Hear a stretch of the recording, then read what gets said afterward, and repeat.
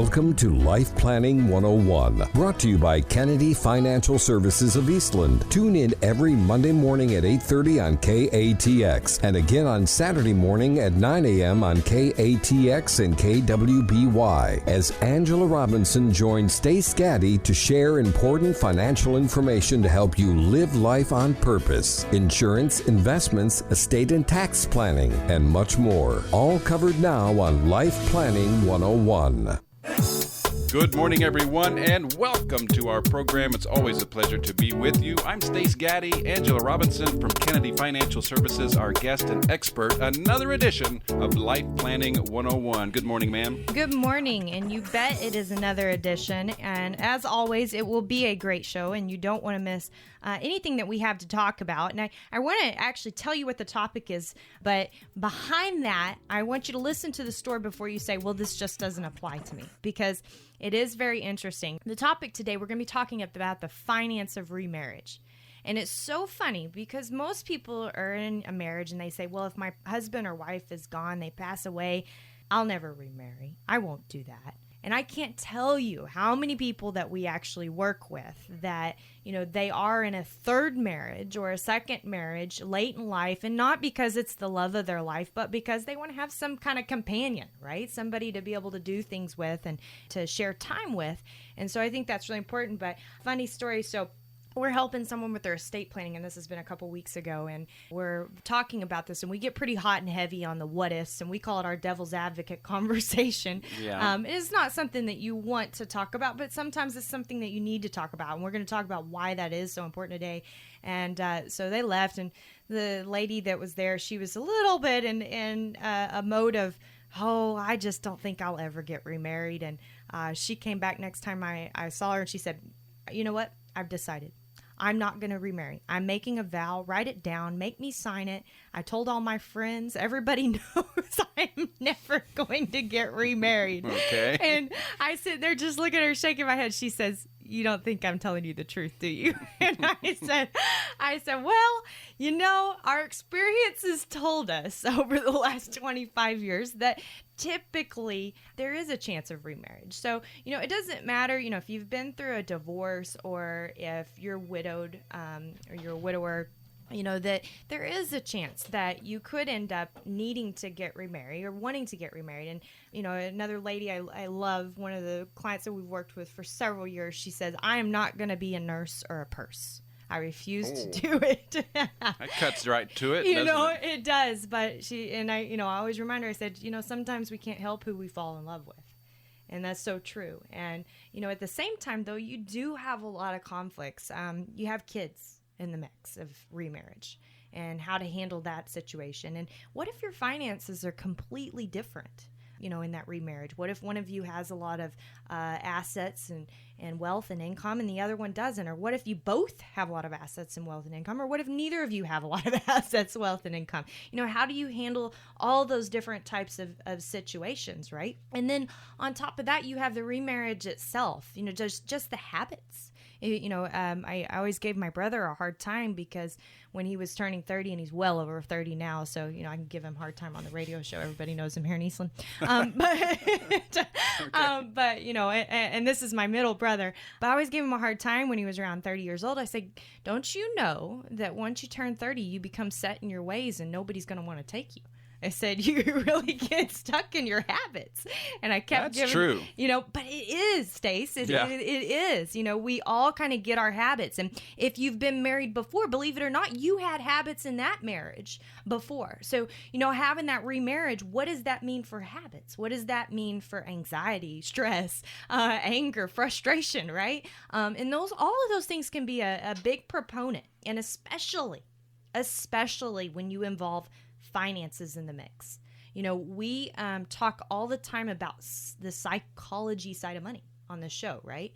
Because you are, no matter how you want to label it, you're emotionally attached to your money in some way because you worked very hard to earn it. You understand the value of that dollar, right? Or your children do, or your spouse does.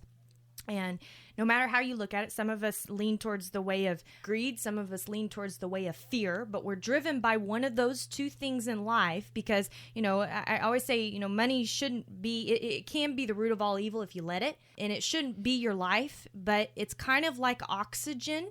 You got to have it to be able to live. So you can't live without it. And so how do you detach yourself that it doesn't rule you?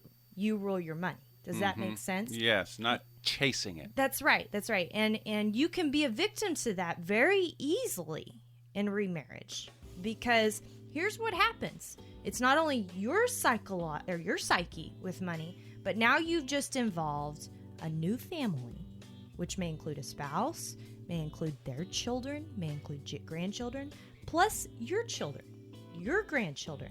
How do they feel about this situation, right? Even if they're young, if they're old, it's probably worse when they're older. But, everything kind of has its way. So we're going to be talking a lot about that. We're going to be talking about merging your assets. We're going to be talking about estate planning. We're going to talk about just talking it over in the total finance of remarriage. Great topic, great show. You don't want to miss it. Certainly is. The Finance of Remarriage. More Life Planning 101 right after these messages. Welcome back in, everyone, to the second segment of Life Planning 101. The Finance of Remarriage, our topic. As always, Angela Robinson, great topic. Thank you. And I want you to tweet us. We want to know, if you're in a remarriage right now, or even if you're not, but you think, oh, my goodness, just hearing this brings back, ideas of what I've seen other families go through or someone in my family go through. We want you to tweet us at KFS Life Planning and let us know. We've got a little poll going out there. What is the hardest part of remarriage? Is it the kids? Is it the finances? Or is it actually changing the habits in your own life? That's deep. Ooh, it is, isn't it? It Life is. planning. Oh, yeah. Life planning. Life planning 101, right? I'm getting it. Yeah, so we were talking before the break, really about this finance of remarriage. And what that really means is, we can't help who we fall in love with. And sometimes, and I will say, I still know my grandmother to this day. I know that my grandfather was the love of her life. And, she remarried after he was gone. And it really wasn't for that because she, we call it puppy love, right? They ended up, being able to do things together and have that relationship together. But, when you did that, that was actually her third marriage. So you blended 3 families. Think about that. Mm-hmm. There's a lot there, a lot of things to consider. So, first thing and foremost, and I know this is very uncomfortable. A lot of people, and especially we live in the Bible Belt, and we've encountered this so many times. And we actually, one time we had a preacher come into our office with the new couple that was about to wed. Yes. And suggest that they not get a prenup. One of them was very wealthy, and the other one had not a penny to his name. So, true nurse or purse, right? But, we do live in this Bible Belt, and I do respect that in so many ways because people do have different opinions. And I think we all have to respect each other's opinions and the way that our beliefs make us act in our life, and that's really, really important and has to be thought about. But I also want you to think about on the back end of this, okay, the grief, the hardship, the stress that can occur from the lack of planning or the lack of so-called talking it out. And what we always encourage couples to do, because discussing this can be very uncomfortable, but the end of your previous marriage, whether it was either divorce or being widowed, was probably a crash course in finances, most likely. Yes. One way or the other.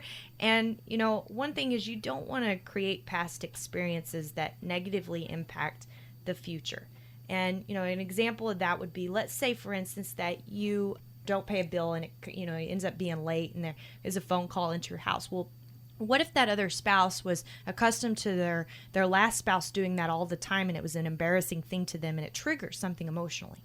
We don't think about that stuff happening, but it is very true. So I think it's very important that you discuss how your finances are going to be handled ahead of time and, within the first 6 months of your marriage. And that's not necessarily a fun topic of conversation, right? Because marriage is not supposed to be about finances, but and then again, it is about finances. And it's one of the biggest causes of divorce. That is true. That is true. So you have to go through that conversation. And we often act as a mediator there because we talk about the pros, cons, options of merging finances, talking about the estate planning, and that neutrality is really, really important because both of you are going to be very passionate and very emotionally attached to the situation, right? And that's really important. So, merging your assets, let's just look at that because there's really 3 ways to do this when you get remarried. You can either do one pot, basically combining everything together, right? You could do 2 pots and each has its own, and then 3 pots. You each have your own, but then for joint expenses, you do kind of a joint account. And that can work. And each has its purpose and place. There is no one size fits all here. And you hear me say that all the time on the show, that I can't just give you a piece of advice because I don't know your situation. It's what's unique to you, right? Mm-hmm. Because if you do one pot, that might work if you have no kids, no ongoing financial obligations, and pretty simple spending habits. But did you know that if you commingle your money, in any sort of fashion, if you had assets prior to the marriage, now you've commingled those assets if they were income producing. Often people don't realize that. So for instance, let's say that you have a house that was prior to the marriage that you kept in your individual name and it was a rent house, but that rental income was coming into the joint account. Well, guess what? You've just commingled that asset. Mm-hmm. So a lot of people don't realize things like that it isn't just that simple. Another thing to consider is later down the road. We don't want to ever think about having to go into care, long-term care of some sort, because our health fails us. But, it could happen. And what would happen to your family in that situation if everything was put together? How hard would it be for them to break that back apart? Have you thought about that? Or what if one of you didn't have long-term care and the other one did? How are you protected in that situation? So there's a lot to that, more than just, oh, we're married, we should have one checking account together now. So you really have to think about that. And then, if you think about the opposite of that, having 2 pots, right? That may work very good for an autonomous couple that really has his and her expenses, but you're gonna have those joint expenses. So how do you handle those joint expenses without it being draining on your relationship? Because the truth be told, we all know finances, like you just said, Stace, is number 1 cause of a divorce. Sure is. And if you can't get along about who should be paying what, or, oh, you spent too much money there, or this or that, or, then you've got real big issues. And, we always talk about overlapping gaps in people's plan. And I think that's a huge overlapping gap in people's plan if they work in separate manners. Doesn't mean that 2 pots aren't bad, but you need to put it in writing and know exactly who is going to pay what every single month and have a conversation so that it isn't draining. Do it ahead of time. Have it in stone. Before we go to break, when we need to, can you tell us quickly about 3 pots, though? 3 pots. 3 pots is, you have their 2 pots that are separate, and then you have those joint account for like shared expenses, such as households bills every single month. And, that might work really well. And a lot of times it's usually the best thing to be able to do. But again, you've got to be very, very, very, very careful because it's not just the expenses that come into play here. It also comes into play about assets and how those line out, how they're actually declared, what would actually happen if you were to need to get on Medicaid. What would that do to your future spouse? Or what about if you were to die? Would those be commingled and go to children that you never even knew? So you got to think about those things. Mm-hmm. So many questions. And you need an expert, folks. I mean, that's fair to say. Absolutely. And honestly, I would say this. Yes, this is Life Planning 101, and it's Kennedy Financial, and we have a relationship, and this is a show that we do. But seriously, put all that aside. Did you hear all of those complicated questions that Angela brought up? You need help with that. That's not even a promotion, Angela. It's just a fact. It is. And, we have a saying, Stace. It's not what you don't know that will hurt you. It's what you don't know that you don't know. Yeah, exactly. And it's true, because if you don't know the right questions to ask, how do you know that you need to be answering them? Exactly right. You don't even know the right questions. Well, that's what Angela Robinson and Kennedy Financial Services can help you determine. Let's take a quick break. We'll come back with our final segment right after these messages.